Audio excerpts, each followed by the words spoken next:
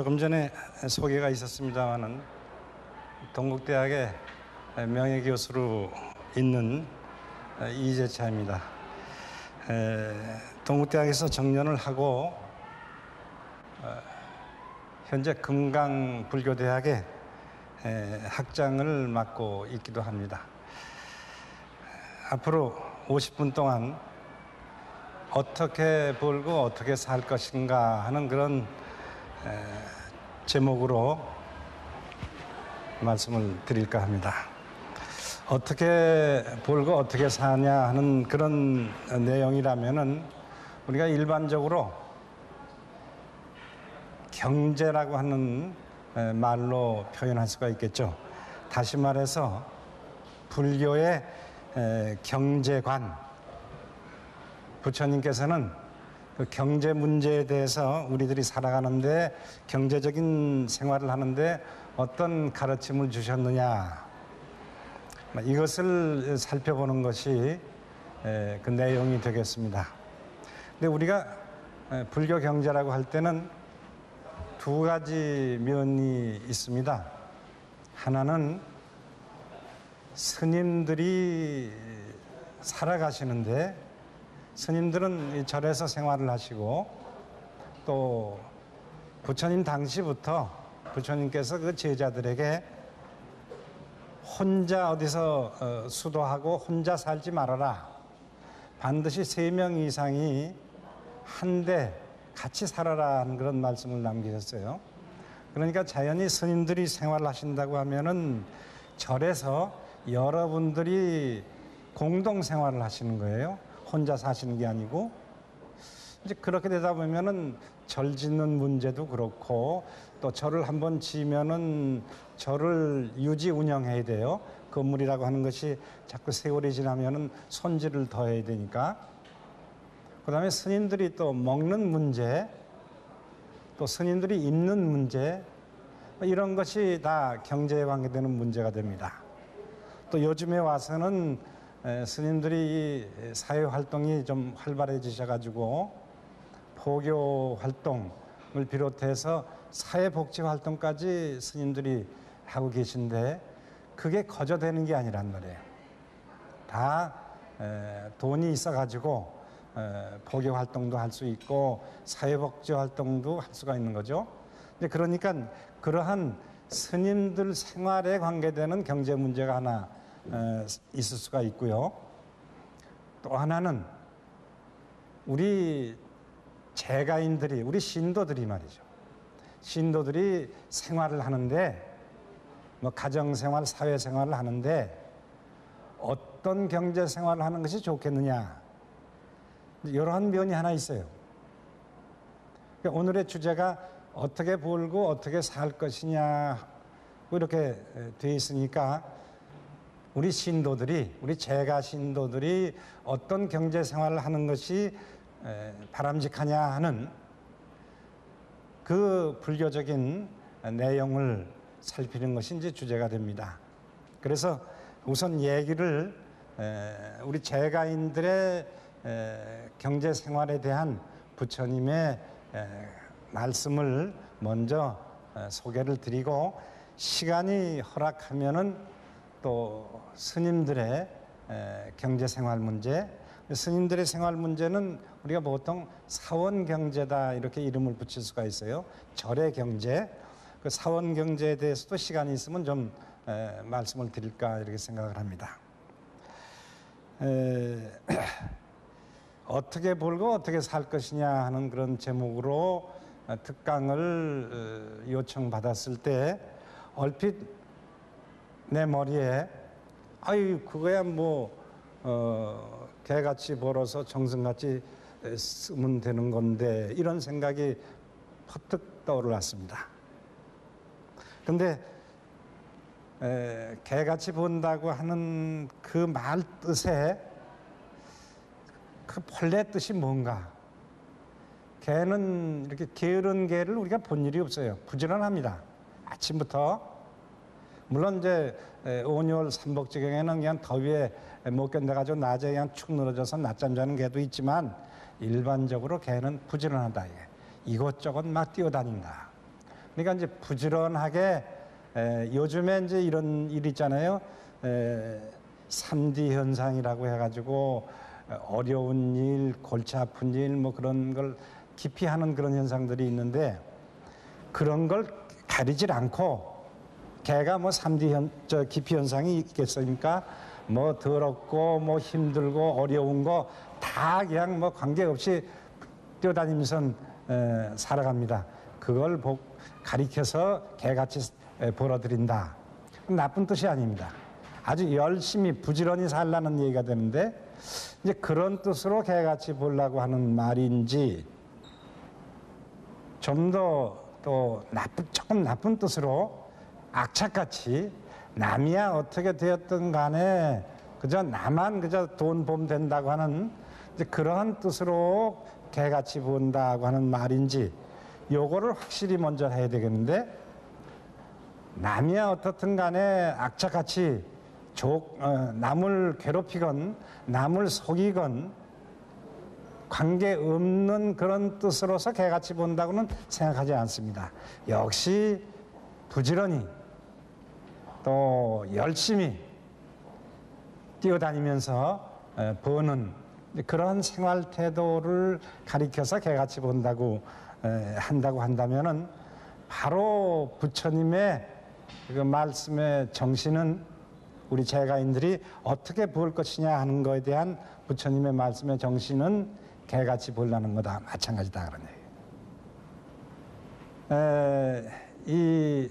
우리 불교 경전 중에 크게 우리는 원시경전하고 대승경전으로 불교 경전을 이렇게 나눌 수가 있습니다. 근데 원시경전이라고 하는 거는 우리가 보통 아함이라고 하는 아함경이라고도 얘기를 하지만은 그 아함이라고 하는 그 아함은 한문으로 번역된 아함은 네 종류가 있죠. 장아함, 중아함, 잡아함, 증일아함. 이 아함경이라고 우리가 보통 얘기하는 이 아함은 여러 가지 경들이 모인 경의 전집이에요.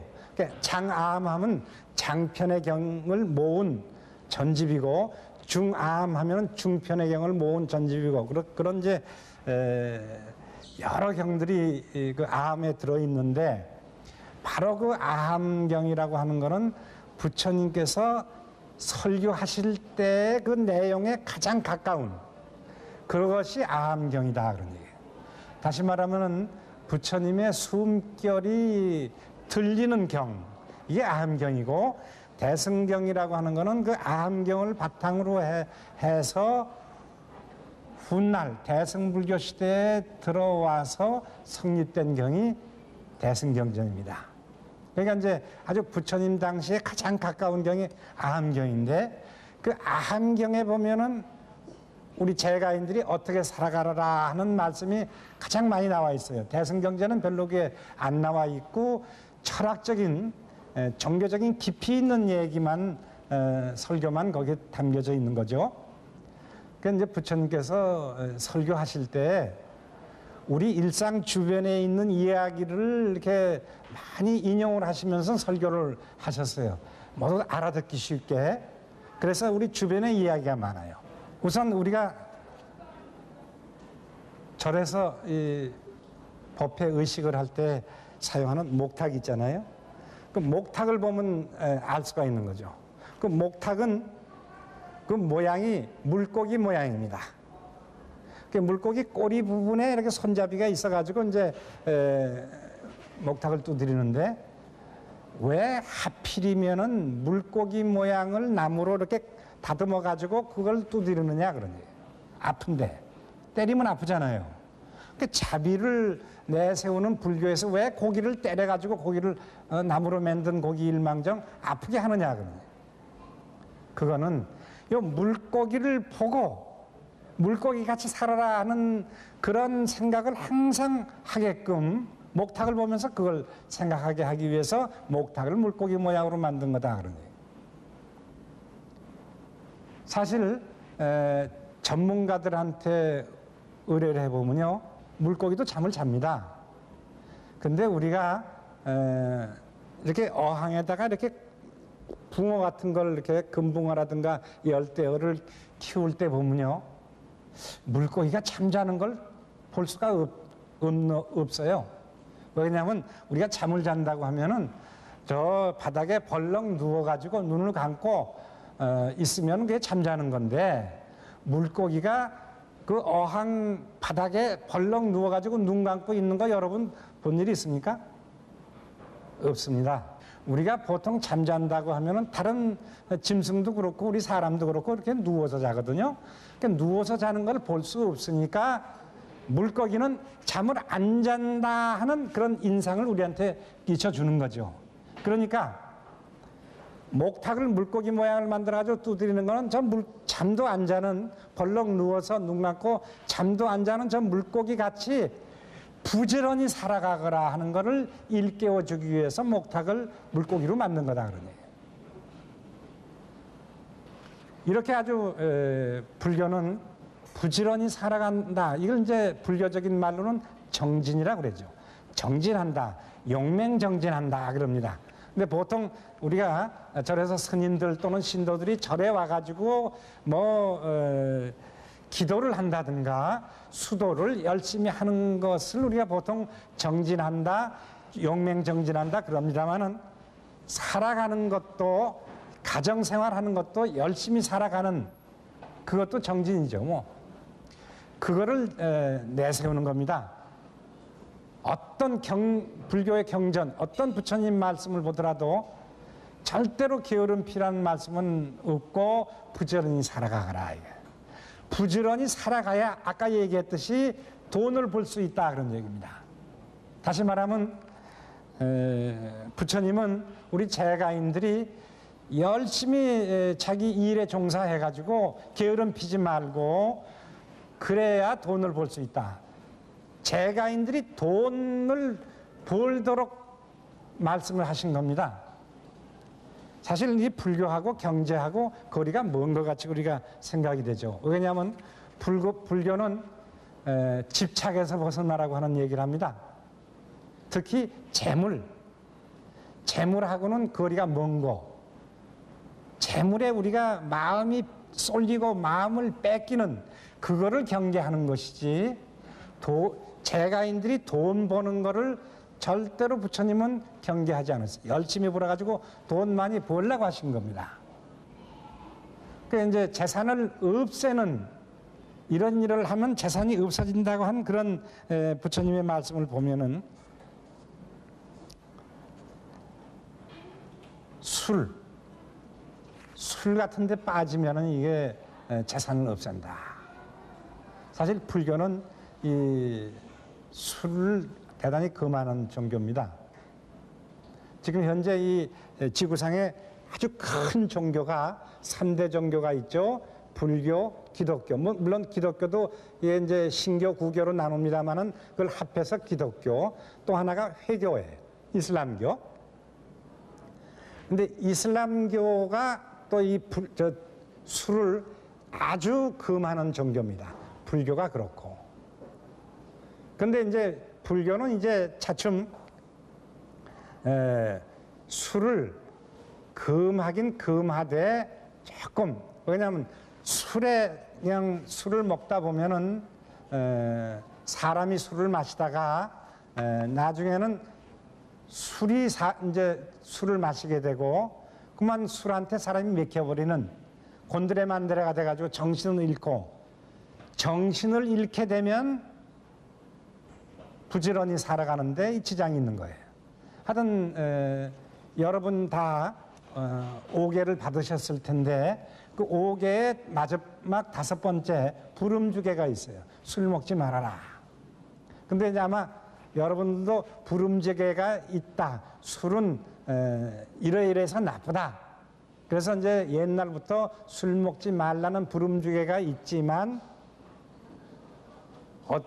현대 사회에서 한 방울도 못 먹는다는 건 이건 불가능하니까 먹긴 먹되 조금만 먹어라. 아마 이렇게 기회를 설해 주시는 스님께서 설명을 하셨을 겁니다. 그렇죠? 여러분 기회 받으실 때. 그런데 좀 관대해졌어요.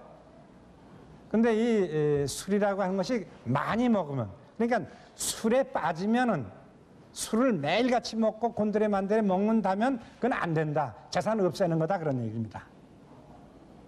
두 번째가 괜히 쓸데없이 자기가 지금 자기 직업에 뭐 가게 일을 본다면 가게 일에 열심히 봐야 할 텐데 밖에 나가서 괜히 그냥 이리저리 왔다 갔다 한단 말이에요. 그런 거 그것도 재산을 없앤다. 자기 일 열심히 안 하기 때문에 그런 거죠. 그 다음에 이제 도박 같은 거 그런 데 빠지면은 그것도 재산을 없앤다. 나쁜 친구 사귀면은 또 재산을 없애게 된다. 게으르면 재산 없앤다.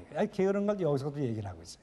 이렇게 이제 재산 없애는 거를 아주 엄하게 경계를 하고 있는 겁니다. 그러니 열심히 살아가라. 부지런히 힘써라. 이렇게 하면 재산이 없어진다. 그렇게 하지 말아라. 그렇다면은 부처님의 말씀은 뭐냐 이거예요. 우리 제가 신도들이 열심히 살아라. 돈 많이 벌어라. 그래가지고 이런 일을 하면 돈이 없어지니까 그런 짓 하지 말아라. 이게 부처님의 말씀이에요. 그러니까 개같이 벌고 개미같이 벌어라. 그런 말씀이죠. 한마디로 얘기하면은. 자, 그런데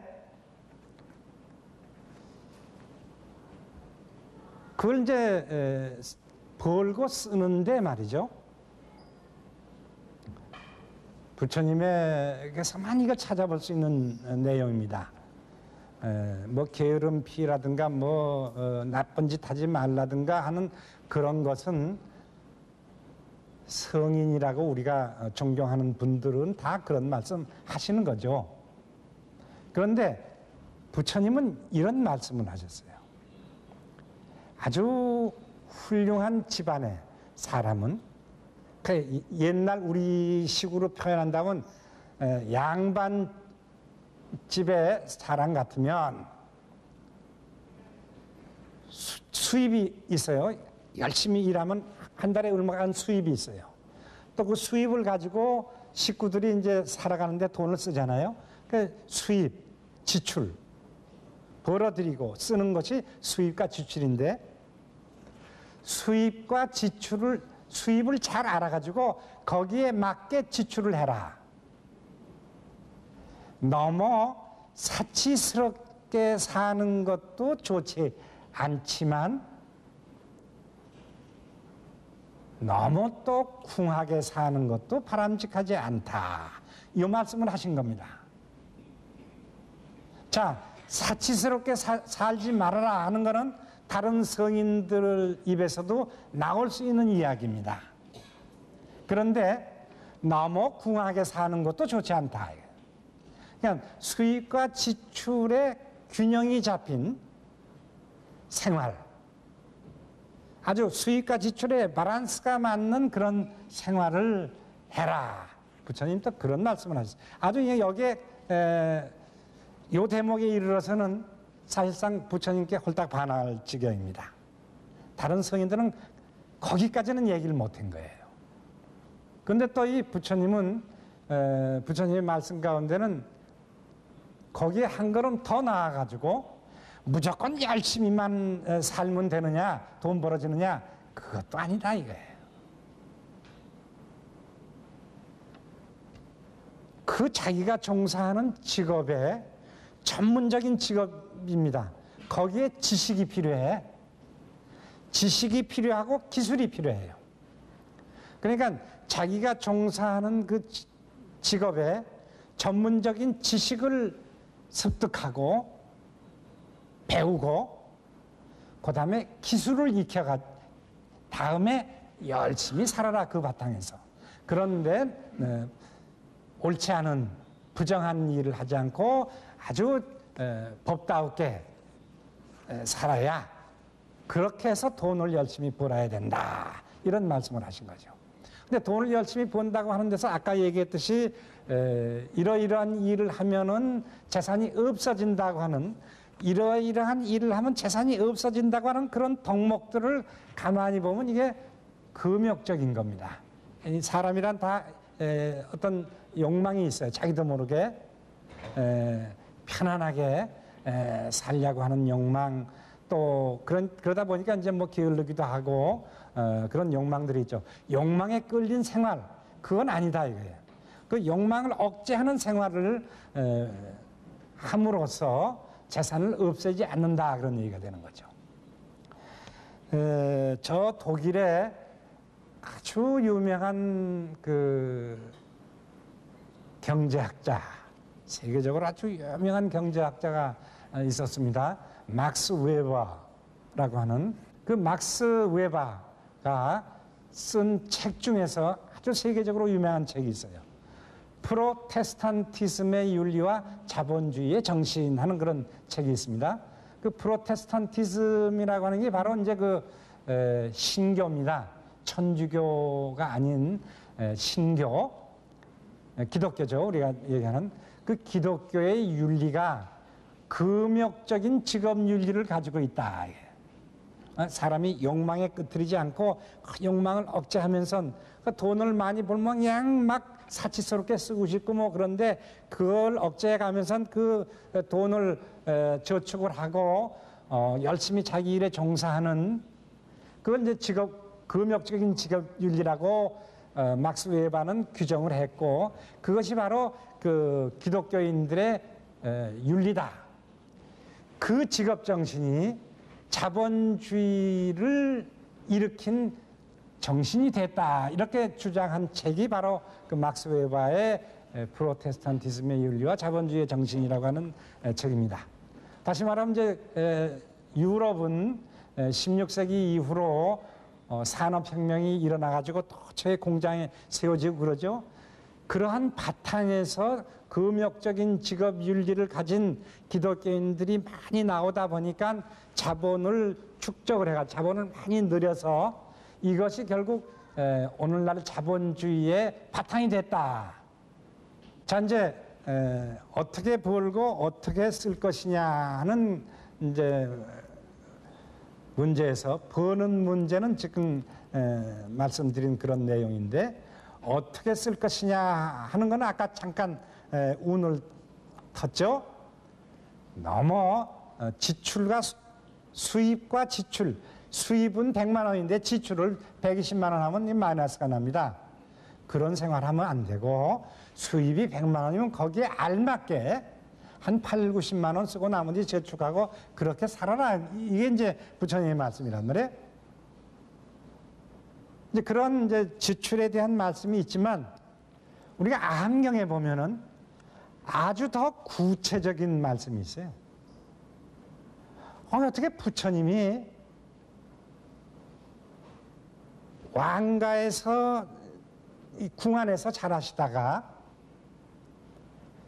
출가하셔가지고 수도자가 되셔서 나중에 수도를 이제 성도를 하셔가지고 부처님이 되셨는데, 어떻게 우리 속가 사람들이 살아가는 그것까지 그렇게 세밀하게 말씀하셨는지 참 부처님의 그 해안 아주 놀라운 점이 있다고 나는 생각을 하는 거죠. 잡아한경에 보면은 수입 4분을 말씀을 하시고 있어요. 총 수입이 있을 때 그걸 넷으로 쪼개는 겁니다. 4분. 하나, 4분지 1입니다. 4분지 1은 생계비에 써라. 이게 생활비에 써라. 이제 그렇게 되면은 요즘 우리들은 아이고, 그 수입이 얼마나 많으면은 수입의 4분지 1만 가지고 생활비에 쓸 수 있느냐. 수입에 전부를 집어넣어도 생활이 안 될 정도인데. 그냥 우리 생활비가 많이 들어가니까. 근데 이제 이걸 이해를 해야 됩니다. 부처님 당시에 인도 사회는 생활비가 많이 안 들어갔어요. 지금도 저 인도 국민소득이 뭐 한 300불도 안 된다고 그러지 않습니까? 인도의 국민소득이 300불이라고 하면 우리나라 돈이 24만 원인데, 실제로 인도도 그렇고 인도네시아도 그렇고 미얀마도 그렇고 그 남방 국가에 이렇게 여행을 해가지고 그쪽에 있는 사람들하고 이렇게 대화를 나눠봐요. 난 인도네시아에 있는 어떤 고등학교 선생하고 대화를 나눠봤는데, 그 고등학교 선생이 뭐 지금부터 한 정확히 8년 전의 일입니다. 8년 전인데 월급 얼마 받느냐 했더니 200불을 받는다고 그랬습니다. 8년 전에. 식구가 몇이냐. 아이들이 5에다 2 내외해서 7 식구라고 그러는 거예요. 그럼 7 식구가 당신 200불 월급 가지고 살 수 있느냐. 5 아이를 다 학교에 보내고 7 식구가 다 먹고 사는데 지장 없다. 이렇게 대답을 합니다.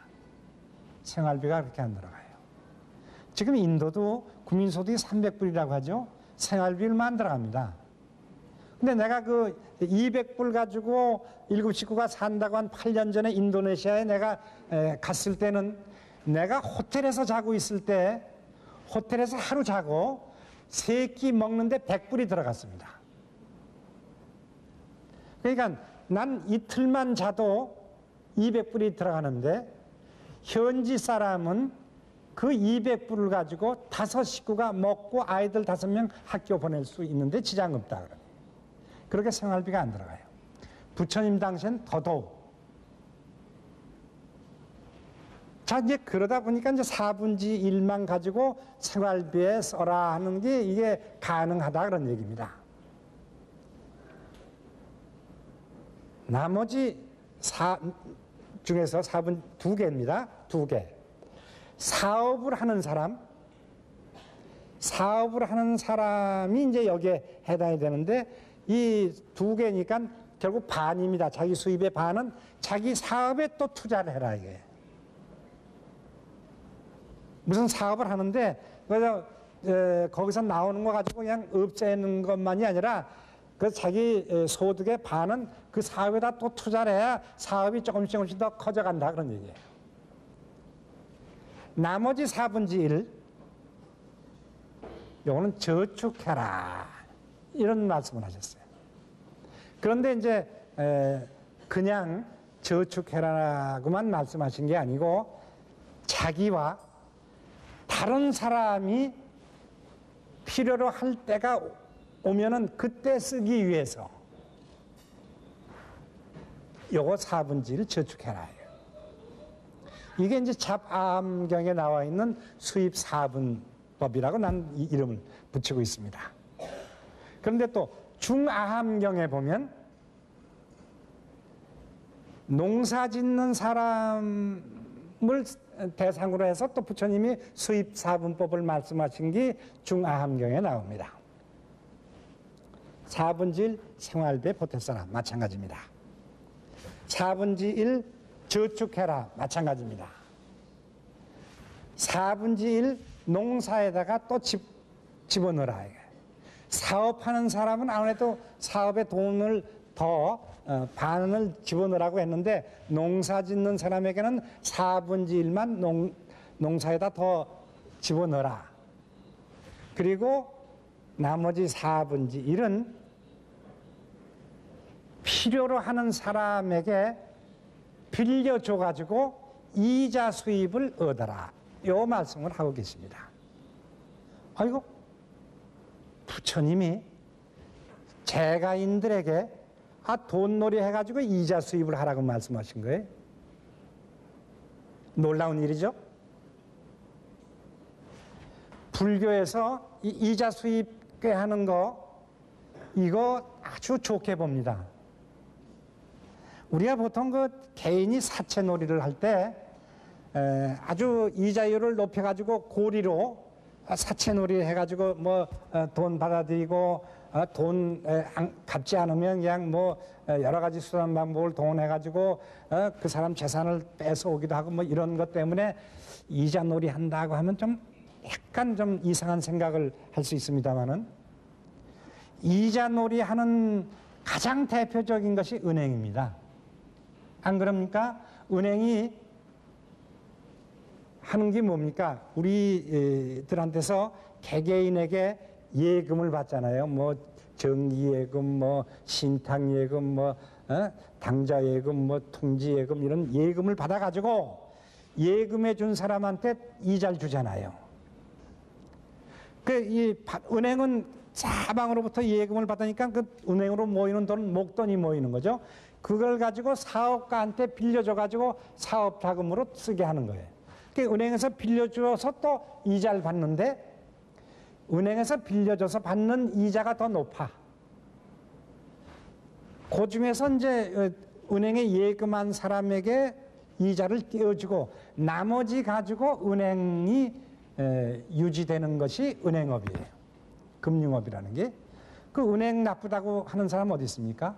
은행이 바로 이자 놀이하는 기관입니다.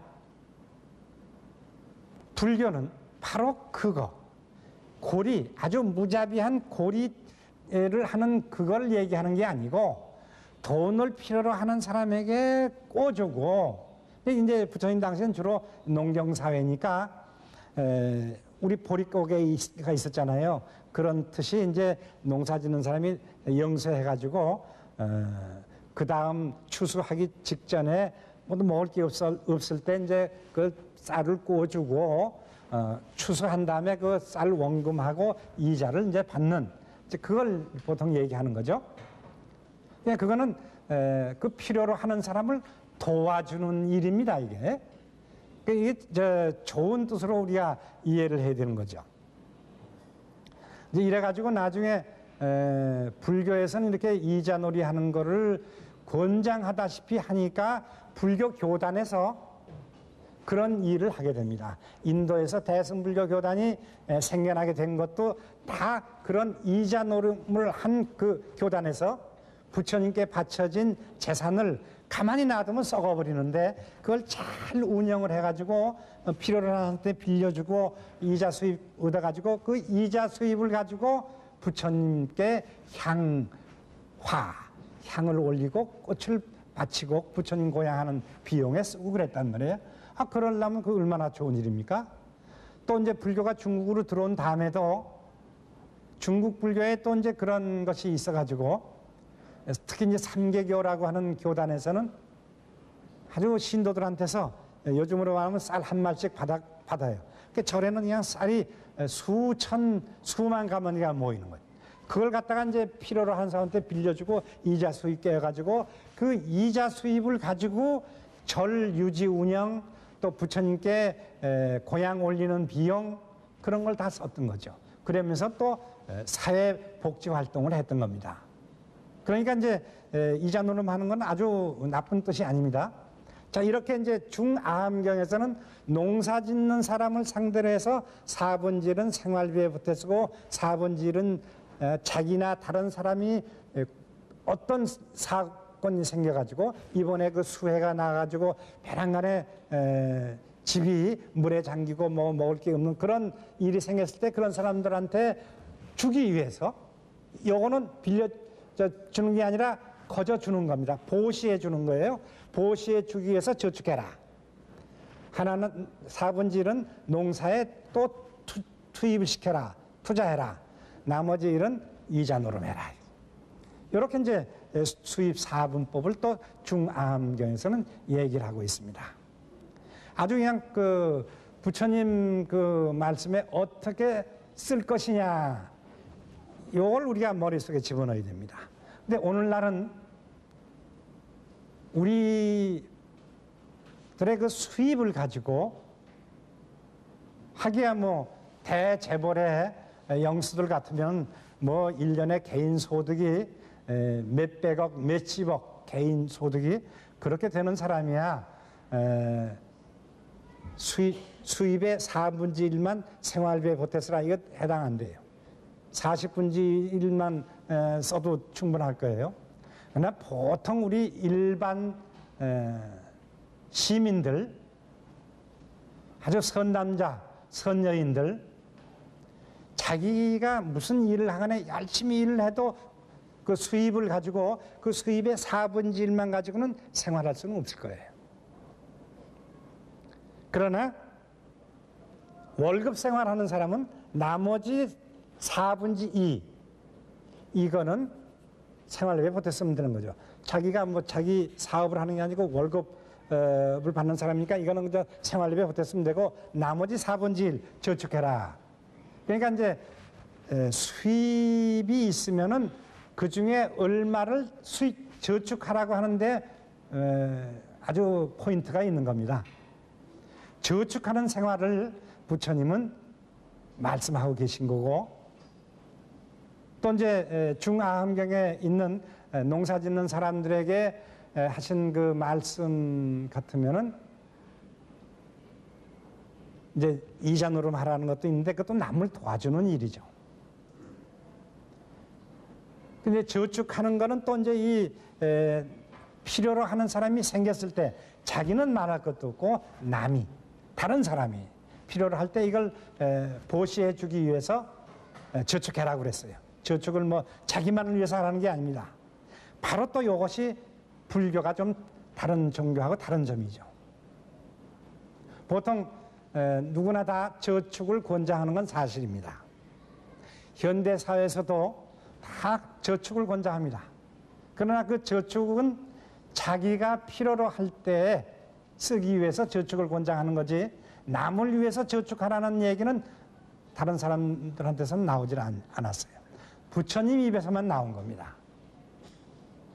여러분이 아마 불교의 대승불교가 특징이 뭐냐 이거예요. 자리 이타의 생활을 하는 사람, 이게 대승불교인이라고 그래요. 자기만이 아니라 남을 이롭게 하는 그런 생활 태도, 이게 이제 불교인이거든요. 그러니까 남을 이롭게 한다는 게 뭐냐, 아까 사분질에 이자 노름 한다는 것도 남을 이롭게 해주는 겁니다. 고리가 아니라면. 그러나 사분질을 저축한 거는 남이 필요로 할 때를 대비해서 저축하라고 한 거예요. 이건 보시해 주라는 얘기입니다. 사실 불교는 이 보시의 공덕을 대단히 크게 높이 평가를 하죠. 우리 대승불교에서 육바라밀을 보통 얘기합니다. 육바라밀의 첫 번째가 보시바라밀이란 말이에요. 그 보시하는 공덕, 그 보시바라밀만 철저하면 육바라밀의 한 80%는 이룬 거나 마찬가지다, 이렇게 보시를 중요하게 여깁니다. 그 보시를 아무리 중요하게 여기면 뭐합니까? 보시를 해야 할 때 보시할 수 있는, 쉽게 말하면 돈이 있어야 보시를 하죠. 그걸 대비해서 수입의 4분지를 저축을 하라고 하신 거다. 그런 보시의 공덕만을 부처님은 좋다고 하신 게 아니라 보시를 할 수 있는 저축까지도 말씀을 하신 거다, 그런 얘기예요. 그러니까 정말 한마디로 얘기하면은 우리가 수입을 가지고 어떻게 쓸 거냐, 한편으로 저축을 해서 필요로 하는 사람에게 우리가 보시를 해야 될 일이 있을 때 서슴없이 보시할 수 있는, 그렇게 써라. 이게 이제 부처님의 말씀이요, 부처님의 정신이죠. 이제 그러다 보니까 개같이, 개미같이 벌어서 정승같이, 정승들이 이렇게 남한테 보시를 하면서 사는 사람을 옛날에 정승들이 그렇게 했는지 모르겠어요. 근데 그 정승들 어디 TV에 드라마에 보면은 거기에 나오는 사람들 권력을 주면 그냥 집에 금은보와 쌀들이 막 곳간을 채우고 하는데 남한테 베푸는 건 잘 못 보는 것 같아요. 그 정승같이 살라고 하는 표현이 조금 맞지 않는 것 같아요. 뭐 적당한 말이 없을까요? 뭐 같이 살라고? 개미같이 벌어서. 불교인같이 살아라. 적당한 표현이 없습니다만 하여튼 그런 정신이라고 하는 것을 알아주시기 바랍니다. 오늘의 주제에 대한 얘기는 이 정도로 하고요. 역시 이제 경제에 관계되는 얘기입니다.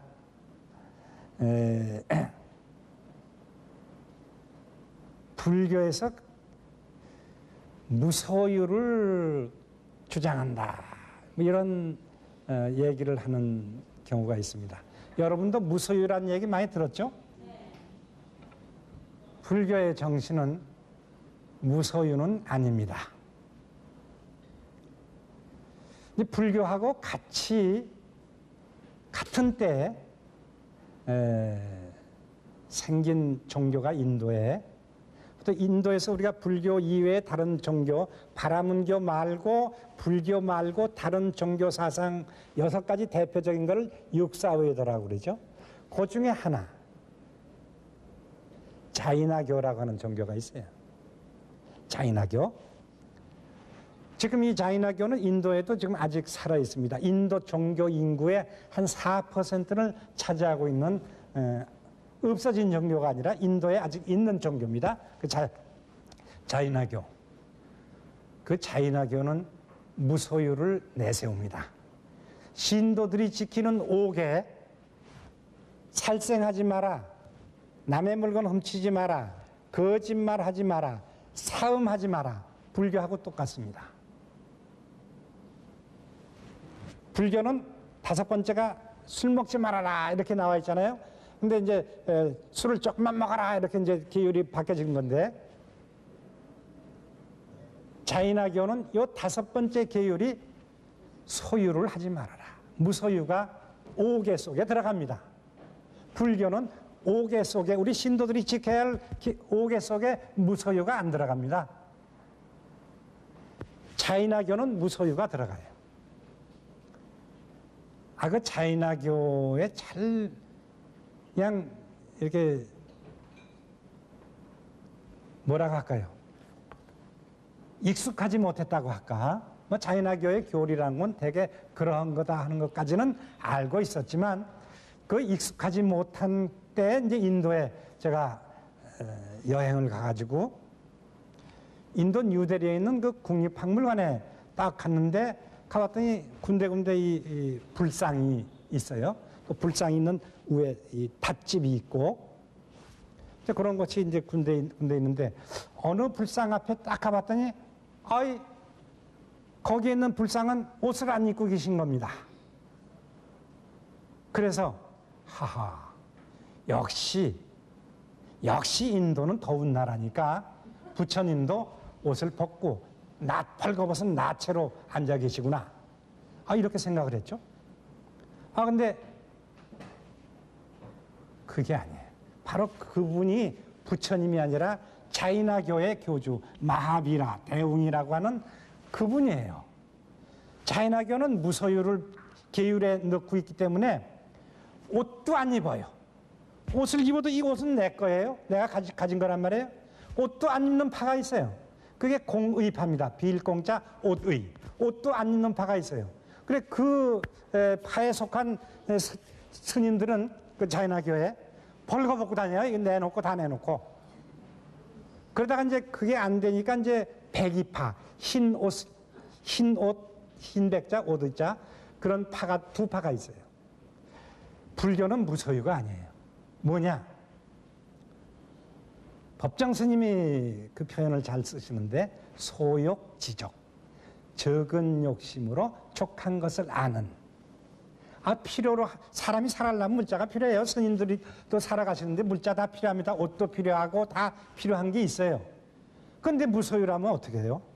그 대신 적은 걸 가지고 또 있는 물건을 최대한대로 아껴 써가지고 만족을 하는, 그게 불교의 정신이에요. 무소유는 아닙니다. 오늘 그 불교 경제에 대한 얘기를 하면서 끝에 약간 시간이 남았기 때문에 요 무소유에 대한 얘기를 했습니다. 이제 시간이 다 돼서 더 이상 요 소욕지족에 대한 말씀을 더 부연해서 드리지 못하고 마치게 되겠습니다. 날씨 더운데 아주 또 이 시간대가 여러분이 이렇게 좀 눈을 감는 시간대인데 한 분도 보니까 눈을 안 감고 계시네요. 역시 이제 부처님 말씀대로 열심히 살아가라 한 그 정신에 투철하신 분이라 눈도 안 감으시고 그러신 것 같습니다. 열심히 들어주셔서 대단히 감사합니다.